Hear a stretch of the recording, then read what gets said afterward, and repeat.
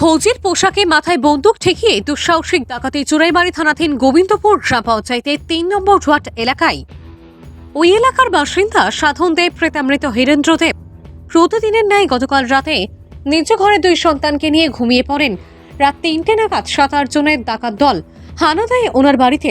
শাবল দিয়ে ঘরের দরজা ভেঙে ঘরের ভিতরে ঢুকে সাধন দেব এবং ওনার পুত্র সাগর দেবের মাথায় বন্দুক ঠেকিয়ে আলমারি থেকে নগদ ৭৩,৩০০ টাকা সহ স্বর্ণের অর্ধেক ভরি ওজনের অলংকার সহ পাশের ঘরে থাকা ওনার মেয়েকে মারধর করে মেয়ের মোবাইল সহ আরো 2টি মোবাইল নিয়ে চম্পট দেয় ডাকাত দল। বাড়ির মালিক সাধন দেব জানান, ওনাকে সহ ওনার সন্তানদের মারপিট করে ডাকাত দল।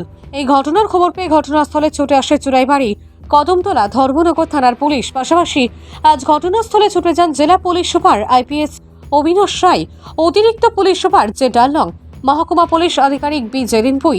তাছাড়া এই ঘটনার খবর পেয়ে ছুটে আসেন বাগবাসা বিধানসভার বিধায়ক যাদবলাল দেবনাথ।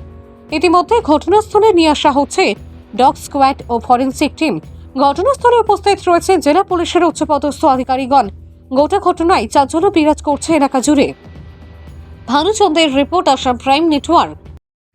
থানাতে ঘটনার খবর পাওয়ার সাথে সাথে আমাদের থানার টিম এসেছে। তো এসডিপি সাহেব তো আছেন, আমাদের এসপি সাহেবও এসে ক্রাইম সিন দেখে গেছেন। তো যেটা প্রাথমিক তদন্তে আমরা জানতে পেরেছি, কিছু লোক এসেছিল কালকে সকালে ভোরের দিকে, এসে বই দেখিয়ে বাড়ির কিছু টাকা পয়সা আর কিছু স্বর্ণালঙ্কার নিয়ে গেছে। আর এখনও কারো নাম টাম পাওয়া যায়নি, বাকিটা তদন্ত চলছে। সেটা তো ওনারা তো বলছেন বন্দুকের মধ্যে দেখেছে, এটা তদন্ত করলে বোঝা যাবে। মোবাইল নিচে গিয়া ফোন তারা দর্শন আমি কথা কইতে পারছি না। পরে কটা বাজে রাত্র? 3:35 তারপরে তো মেসেজ করতে, তারপরে তারা মেসেজ দেখে আইসে আর আমার মোবাইল নিচে গিয়া তারপরে আমার এখানে আনছে, আনিয়ে এখানে মারছে। তারপরে তো বাবা তারা মানে মারছে, বাইরে বাঁধছে। তারপরে একটা হকা নিচে।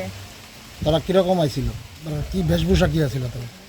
তারা বোধহয় টিএসআর এর ড্রেস আসলো, টিএসআর এর ড্রেসের মতো আসছিল। তুই ঢাকা আসিল না? মুখ ঢাকা আসছিল। কতজন আসিল? তো 7-8 জন আসছিল। কি নিছে আপনার? ৭৩,০০০ টাকার মতো নিছে।